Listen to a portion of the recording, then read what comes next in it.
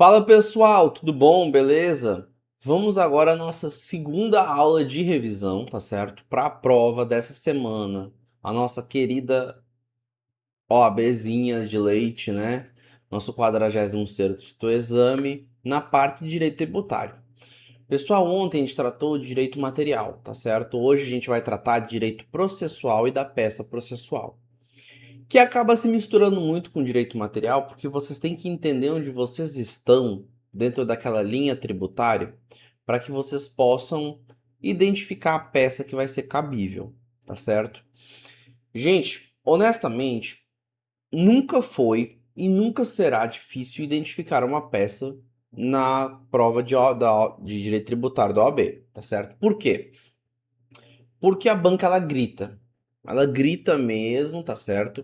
Ela vai falar que não quer uma dilação probatória, ela vai deixar claro o momento, aquilo que está acontecendo. Mas é muito importante que vocês tenham a tranquilidade de olhar e dizer, pô, eu tô em tal momento, isso está acontecendo, é isso que é a saída, eu vou fazer então assim, assim, assado, a fundamentação é essa, tá bom? Pessoal, não vamos perder tempo. A gente está nas vésperas de OAB, então vamos dar seguimento a essa aula de revisão, tá certo? Não vou ficar parado, tal, como eu sempre falo. Pessoal, aqui é revisão. Tá com uma dúvida? Vai para aula específica de uma peça específica, de processo específico, que lá a gente vai tratar sobre isso, tá certo? Pessoal, processo tributário a gente já sabe que é baseado na relação jurídica tributária. A gente normalmente vai ter como objeto o crédito tributário, o seu lançamento, ou ainda a gente vai se defender de uma execução, tá certo? E ele é um processo linear. Como assim processo linear, Rafael? Gente, isso aqui acontece dessa forma. Daqui a pouco eu vou trazer um desenhozinho para vocês, para quem não lembra. Temos hipótese de incidência, que é a lei que vai dizer, ó, quem fizer isso aqui vai pagar tal imposto. Quem fizer uma doação, pague TCD, vamos supor, tá certo? A empresa que vende um produto reiteradamente, paga ICMS. A pessoa que ofere renda, paga imposto de renda. Isso é a lei, isso é a hipótese de incidência. O fato gerador é o fato que recai nessa previsão. Quando eu efetivamente aufiro a renda, quando eu recebo aquele valor, né? Quando eu efetivamente dou para alguém. Por exemplo, eu estou doando para alguém um terreno que eu tenho lá nos Cafundó do Judas, tá certo? O que vai acontecer? ITCD deles. Pronto, você vai ter. Nesse momento surge a obrigação tributária, que é aquele direito que existe no Estado de realizar o procedimento de lançamento e assim por diante, só que ainda você não é exigido nada. Você fez o fato gerador, você sabe que ali nasceu o direito do Estado, nasceu uma obrigação, uma possibilidade do Estado chegar lá e dizer, me pague tanto, tá certo? Mas ele ainda não o fez, mas já existe. É um direito ali que está aqui no ar, ele só não é exigível. Aí, com o lançamento, aquela atividade administrativa disposta lá no CTN, no 142, 143, tá certo? Que vai ser realizado por uma autoridade fiscal que vai chegar e vai dizer, cara, você fez isso, você fez tal forma, a base de cálculo era essa, você pague tanto. Ele vai exigir de você. Aqui se constitui o crédito tributário, e este crédito tributário, sim, ele é exigível, enquanto aqui nós temos a obrigação tributária, que é não exigível, e aqui é exigível. Vou fazer um Y, pronto. De yes. Pra quem não lembra, isso aqui antigamente era um legalzinho na época do MSN, tá?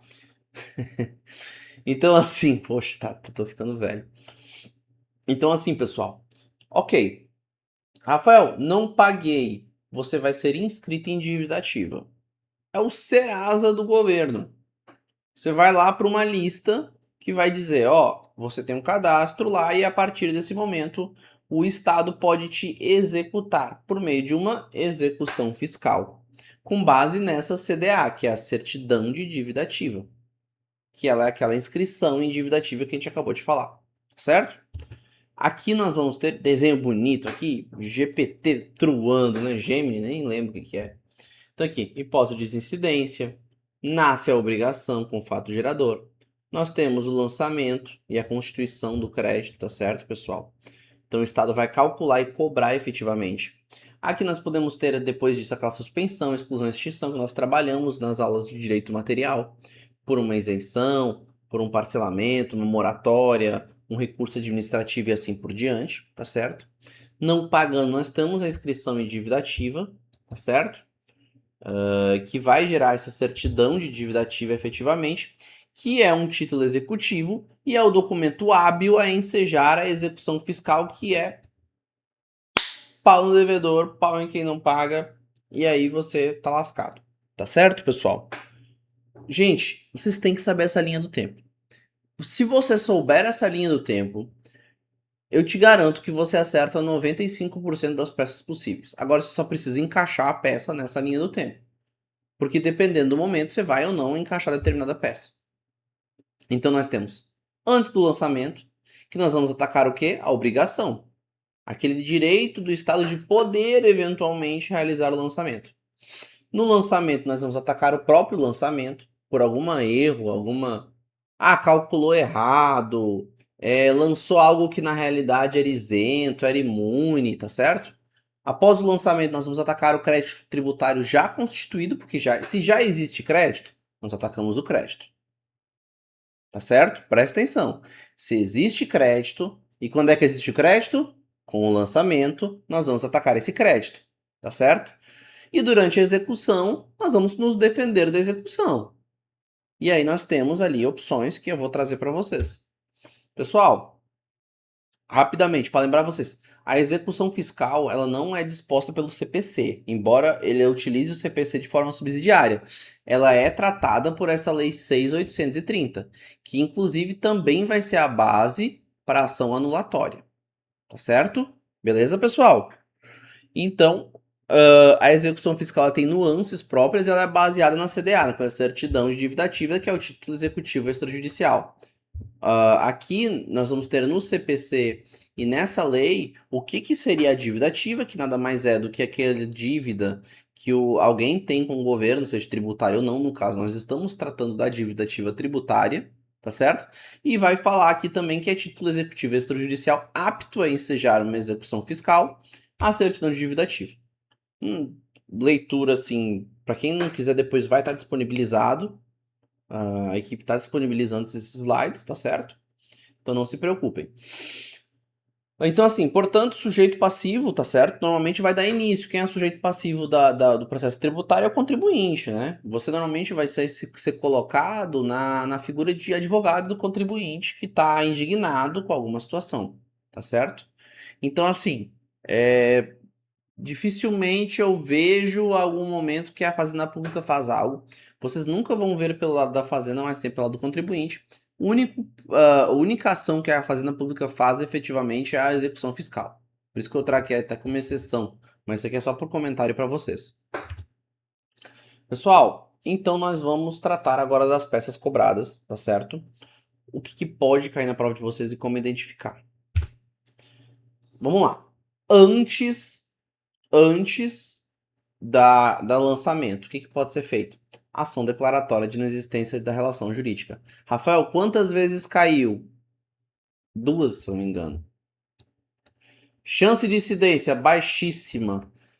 Não cai há muito tempo, mas ela é baixa por quê? Porque ela é muito limitada, tá certo? Você tem um aspecto muito simples. E a gente está percebendo que a FGV ultimamente ela está tentando buscar uma coisa um pouquinho mais, um entendimento um pouco mais complexo. Ela acaba trazendo normalmente depois do crédito tributário uma eventual devolução de débito que a gente já vai falar sobre isso. Mas vamos lá. Antes do lançamento, o que a gente tem? Aquele direito, aquela relação tributária, aquela obrigação tributária. Então você vai apresentar uma ação declaratória de inexistência para dizer, já declara inexistente, por favor, nem lance. Porque eu sou imune. Eu sou uma igreja, eu sou imune. Tá certo? Show de bola? Tranquilamente? Pessoal, vamos lembrar uma coisa muito importante, que normalmente vocês vão trabalhar com a ideia de tutelas, tutela de urgência. Para quem não sabe o que é tutela de urgência, está previsto no artigo 300 CPC. Para quem não sabe também o que é tutela de urgência, vão estudar a tutela de urgência, que senão vocês vão perder aí tranquilamente, podem perder ali pelo menos um ponto na peça de vocês. E perder um ponto na peça de vocês é caixão e vela preta, tá certo? Então, pessoal, muitas vezes você vai juntar a tutela para poder dizer, olha, declare inexistente, enquanto isso eu quero uma tutela para não fazerem um lançamento, tá certo? Show de bola? Tranquilo? Então, antes do lançamento, declaratória de inexistência. Tem uma outra possibilidade, a gente vai tratar já, que é o mandado de segurança preventivo. Nós temos, após o lançamento, a ação anulatória do débito fiscal, tá certo? Que ela vai já, presta atenção, se ela anula, é porque já existe, tá certo? Então o que acontece? Aqui você já teve o lançamento, ok? Aqui é uma petição inicial que você vai dizer, olha, eu quero que anule esse lançamento porque ele não poderia ter acontecido, eu sou isento, o cálculo foi feito errado, o produto não deveria ter sido tributado, e assim por diante, tá bom? Essa sim é mais comum, ela cai com uma certa frequência, ela está fundamentada no artigo 38 da LEF, ela já caiu várias vezes na prova. Isso aqui eu recomendo que vocês, para quem não lembra, vão até a aula específica de ação anulatória de débito fiscal, porque vocês vão fazer uma petição inicial, pedindo anulação do débito fiscal, vocês não pagaram ainda, tá bom? Se tiver falando que o contribuinte pagou, não é anulatória, é repetição de indébito, que eu acho que é a próxima. Anulatória, vocês vão só anular o crédito tributário. Ah, Rafael, e se pagou? Repetição de indébito.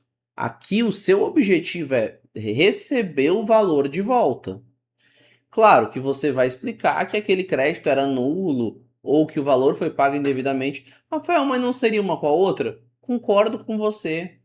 Por isso que a ação de repetição de débito, se eu não me engano, é a mais cobrada, tá bom? Essa ação aqui eu se não for a mais, é a segunda mais cobrada pela FGV, porque dentro dela você pode encontrar, por exemplo, a anulatória. Olha, você vai fazer uma petição inicial dizendo o contribuinte pagou indevidamente, ele requer o valor de volta, uma vez que o crédito tributário está nulo. É nulo porque foi instituído sobre um ente imune, sobre uma isenção, foi uma multa confiscatória, porque a multa era mais do que os 150% estabelecido pelo CTN, tá certo? 100%, desculpa. Então, assim, é muito importante que vocês entendam o momento. Pagou, repetição de indébito. Não pagou, anulatória. Aqui o fundamento vai estar no 165 do CTN, principalmente, mas vocês podem citar aqui também. Eu acho que o 319 do CPC é outra coisa, tá, pessoal? Isso aqui não precisa citar, não. Aqui sempre que caiu cobrando esse artigo específico do CTN. Pessoal, consignação de pagamento. Nós temos o seguinte, então, presta atenção. Antes do lançamento, declaratório. Depois do lançamento, pagou, repetição. Não pagou, anulatória. Mas e me diz uma coisa. Eu quero pagar e o fisco não aceita, ou eu não sei a quem pagar. Como assim, Rafael, não sabe a quem pagar? Imagine o caso que você tem um imóvel e que está sendo cobrado sobre o seu imóvel IPTU e ITR. E aí, você paga qual dos dois? Rafael, não faço ideia. Pois é. Aí você vai entrar com uma ação de consignação em pagamento, realizando o depósito do valor, para evitar que você não sofra multa e juros. Então, assim, chegou na peça de vocês, falou que está sendo cobrado mais de um, ou que o fisco não quer receber, ou ainda que o auditor disse: não vou receber. Porque você, vamos supor, eu quero pagar IPVA de 2025. Aí você chega lá e o fisco diz: não, você não pagou de 2024, você não pode pagar o de 2025. Isso não existe. Condicionar o pagamento de uma parcela, de um tributo a outro, porque são em momentos diferentes, competências diferentes, não pode.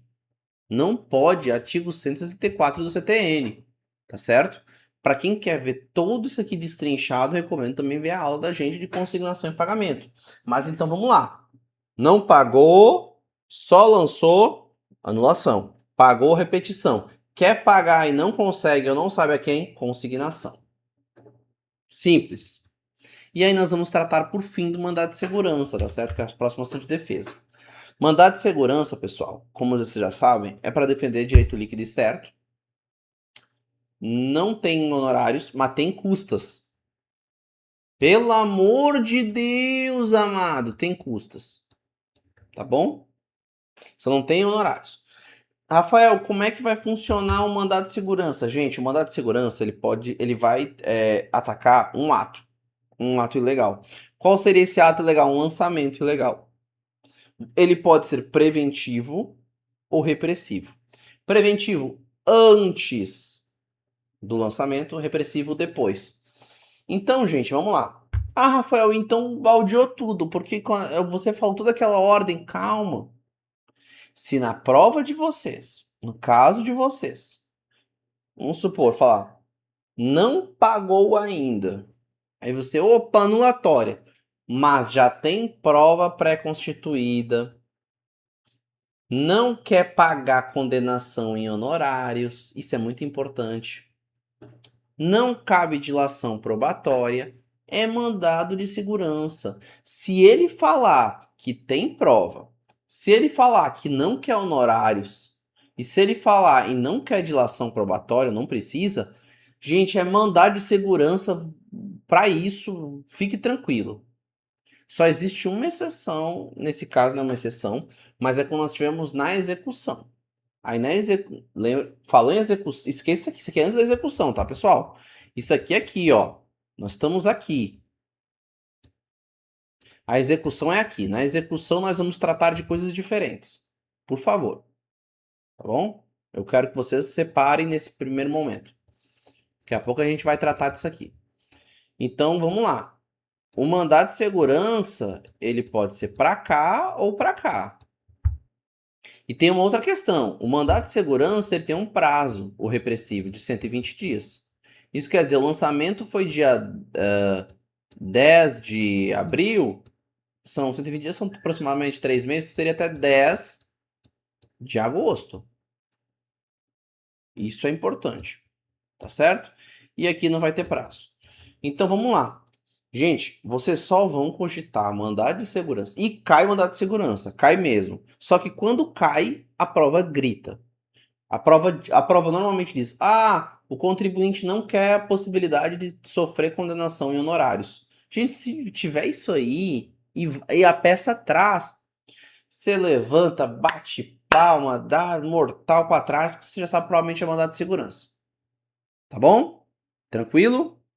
Lembrando que ela tem uma lei própria, que é a Lei 12.016, tá certo, pessoal? Recomendo leitura também. E que vocês têm que ter essa questãozinha de saber. Vocês vão atacar... Rafael, mas o que eu vou atacar direito e líquido certo? A mesma lógica de uma anulatória. Ó, o ente claramente é imune. Tá aí, ó. É uma igreja, gente.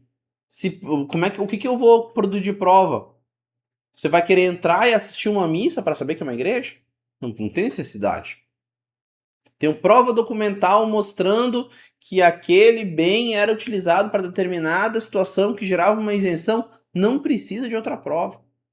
Tá bom? E aí nós temos as peças de execução, na execução fiscal. Então vamos lá. Se não falou, não chegou na execução, você olha para aquilo que a gente falou. Ah, Rafael, falamos na execução, a peça já falou em execução fiscal. Esqueça tudo aquilo. Pegue tudo aquilo que a gente falou e esqueça. Tá bom? Nós vamos ter duas opções. Quais são? Embargos à execução fiscal, que é o quê? A defesa padrão da execução. Quando a gente sofre uma execução, pessoal, no direito civil, a gente sabe, no processo civil, a gente sabe que tem embargos à execução. A diferença é que a execução fiscal é um pouco diferente. A primeira diferença, ele exige garantia do juízo. Lá no civil, a gente pode apresentar os embargos e não garantir, só que não suspende não adianta de nada, tá certo? Então aqui, pessoal, tem que ter a garantia do juízo, tá certo? Ele é diferente. E ele é dentro do prazo de 30 dias da intimação da penhora. Tá na lei de execução fiscal, no artigo 16, tá certo? É uma ação própria. A sua competência, ela é por... seu endereçamento, ele é por dependência, isso quer dizer, ao mesmo juízo que apresentou a execução, e você vai atacar a execução, seja porque ela é fundada numa CDA. Exemplo, Ele fala que a execução fiscal foi realizada tal, só que você sabe que aquele tributo não era nem para sido cobrado. Então você sabe que a certidão de dívida ativa gerada desse tributo, ela é nula. Então você vai tacar, olha, esse imposto não é devido, tará, tará, tará, gerando inclusive a nulidade da certidão de dívida ativa. Ou, por exemplo, a certidão de dívida ativa dizia o nome do falecido e agora não é um sucessor. A gente sabe que não pode corrigir na certidão de dívida ativa o nome da pessoa. Você não pode pegar uma certidão de dívida ativa em nome de José e executar o filho João. Tem que executar José. Ah, José morreu. Problema do fisco. Tá bom? E aí nós temos uma outra peça maravilhosa, também cai, assim como os embargos, que é a exceção de pré-executividade. Falou em execução. Você viu que não fala em não precisa de dilação probatória. Você vê que tem, não tem condição de garantir juízo, não precisa de dilação probatória, é uma matéria de ordem pública que eu já vou explicar, é exceção. Na mesma lógica que vocês utilizaram para pensar em MS lá atrás, no mandato de segurança, vocês vão pensar em exceção aqui, tá bom? Então o que acontece? O que é a exceção de pré-executividade? É uma petição nos autos, não é uma ação nova. Não é a gente teve isso caiu na última prova, acho que foi na última prova da OAB, e botaram como se fosse ação nova. Não é ação, é uma petição nos autos, é aquela manifestação que a gente faz dizendo, olha, existe uma matéria de ordem pública. O que é uma matéria de ordem pública? É uma matéria que é cognoscível de ofício pelo juiz. O juiz pode reconhecer o que de ofício, pessoal? Uma nulidade, uma prescrição, uma decadência. Se o crédito já era prescrito, o juiz tinha que ter identificado isso. Então, você faz uma manifestação simples nos atos, não precisa de dilação, porque tá aqui, ó, o prazo era esse, era isso, não preciso produzir provas. Tá bom? Inclusive, quando que não tem custas e nem honorários, tá bom? A exceção de pré-executividade, presta atenção, ela tem também essa característica. Pessoal, durante a execução, não qualquer momento da execução, tá bom? Inclusive, então vamos lá. Você viu lá a lógica do que está sendo apresentado. Se você não tem como garantir o juízo, se passou os 30 dias da intimação da penhora, se fala que não precisa de dilação probatória, gente, é exceção de pré-executividade. Tá certo? E é uma construção jurisprudencial, porque está na súmula 393 da STJ ou o artigo 803, parágrafo único. A banca aceita qualquer um dos dois. Eu recomendo fortemente que vocês dêem uma olhada, caso vocês não estejam entendendo. Porque vocês não podem confundir o momento de cada um, tá certo? Então vamos lá. Aqui, declaratória. Aqui pode ser antes ou depois MS. Aí vocês lembram que tem aquelas características. Sem dilação, sem honorário, tarará. Aqui, anulatória. Se já pagou, repetição. Se quer pagar e não sabe a quem, consignação. Execução, embargos ou exceção de pré-executividade. Esse aqui, quando não tem dinheiro, que eu faço X, né? E quando a matéria ela é de ordem pública, ela é reconhecível. Ou já passou o prazo, tá certo? Mas aqui um reloginho, ó. Imagina que é um reloginho aqui. É horrível, né? Perdão. Ok? É isso. É isso. É um sim ou não. Pessoal, podem cair também recursos. Rafael, quais recursos que você viu cair na OAB? Eu vi cair agravo de instrumento, eu vi cair apelação, eu vi cair uma vez um ROC que não cai mais, nunca mais. Eu posso estar queimando minha língua, mas tá certo? Então eu recomendo que vocês peguem agora. Lembrem, gente, agravo de instrumento vai reformar uma decisão interlocutória. Normalmente nós vamos tratar de um pedido de liminar, um pedido de tutela de urgência que foi negado, certo? Você tem ali uma anulatória, vamos supor, você entrou com uma ação anulatória e você pede uma tutela de urgência para suspender a exigibilidade do crédito para você não ser eventualmente executado pelo crédito enquanto você está discutindo esse crédito numa anulatória.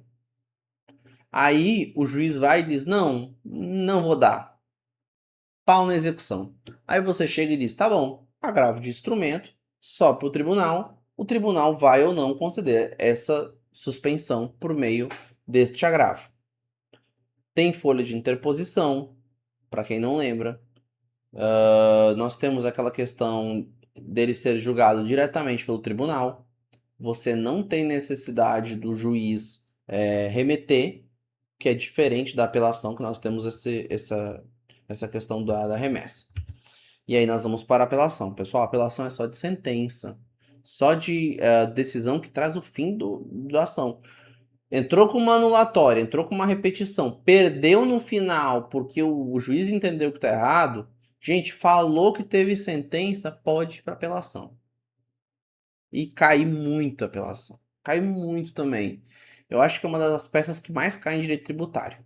Tá bom? Aí você vai atacar o quê? A sentença. Você vai atacar, olha, o juiz disse isso, mas na realidade é imune. O juiz disse aquilo, mas na realidade é abusivo. O juiz disse isso, mas na realidade é isento. E assim por diante. Show de bola, pessoal?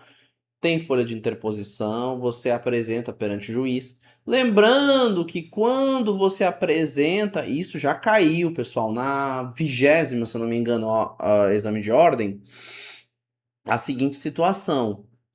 Quando existe um indeferimento liminar da petição inicial. Isso quer dizer, você apresentou a petição, o juiz disse, não, estou julgando aqui liminarmente improcedente porque tá errado. Sei lá, contrariou um precedente obrigatório que não existe. Você apresenta uma apelação sobre isso. E aí, sobre esta, o juiz tem 5 dias para se retratar. Se não se retratar, sobe para o tribunal. Tá certo? Normalmente tem aquela questão da teoria da causa madura, o próprio tribunal vai decidir essa causa. Ok? Isso aí tá no artigo 300... não lembro agora, gente. Vou ficar devendo para vocês. Mas, se não me engano, é 319, 320 ali do CPC. Tá certo? ROC. Pessoal, já caiu somente uma vez. Não perderia tempo, ainda mais agora. Revisão. Reta de final de prova. Se cair ROC, pessoal, vocês estão... dificilmente alguém acerta. Porque é uma coisa muito específica, mas vou trazer para vocês rapidamente. Teve um mandado de segurança em única instância por um tribunal. Isso quer dizer, você apresentou um mandado de segurança direto no tribunal, porque a autoridade coatora era um ministro do TCU, por exemplo. Aí teve negado esse mandado de segurança. Aí é ROC. É um recurso ordinário constitucional. Ele é julgado pelo STJ, tá certo? E é uma coisa muito específica. Você tem que saber que é um mandado de segurança, julgado diretamente pelo tribunal, e aí ele vai ser denegado. Show? Agravo interno, pessoal, nunca caiu. Difícil, quase impossível de cair. Mas basicamente é quando o relator toma uma decisão monocrática no tribunal e você quer reformar essa decisão mandando para o pleno. Isso quer dizer, vamos supor que você apresentou uma apelação, o relator ele quis decidir monocraticamente, porque ele entendeu que cabia um precedente obrigatório, e você diz, não, tá errado, não é isso não. Reforma, você pede com agravo interno. Não cai, não costuma cair pelo fato de que ele trata muito do regimento interno do tribunal. Embargo de declaração nunca caiu, mas saibam que existe, ele tem 5 dias, o juiz dá uma decisão que é omissa, se contradiz, é obscura, tem um erro material crasso, você aí que 5 dias apresenta o embargo de declaração para que ele corrija essa decisão. E por fim nós temos o RESP e o RE, também nunca caíram, tá certo? Na prova de tributário, também não acredito. E normalmente você vai atacar um acórdão que trate de lei federal ou da Constituição Federal. No caso do especial, a lei federal. No caso do extraordinário, a Constituição Federal, tá certo? É importante que você saiba um rol que tá lá naquele 105 e 102, incisos 3 cada um, da Constituição Federal. Show de bola, pessoal? E aqui nós temos essa tabela que... Gente, print, anota, imprime, cola na cabeça, bota no tablet, no celular. É isso aqui. É isso aqui que vocês têm que saber, tá certo? Vamos lá. Dependendo do momento, vocês vão apresentar, certo? Determinada caso ou peça. Não houve lançamento, declaratória ou MS preventivo. Lembrando que os MS, vocês vão ter que ver a banca pedir para vocês, tá certo? A questão da dilação probatória, a questão do prazo, questão do direito líquido e certo, não ter honorários. Já houve lançamento, anulatória. Já houve pagamento, repetição de indébito, devolver o dinheiro. Não consegue, não sabe quem pagar, consignação. Aí vamos lá, vamos para execução.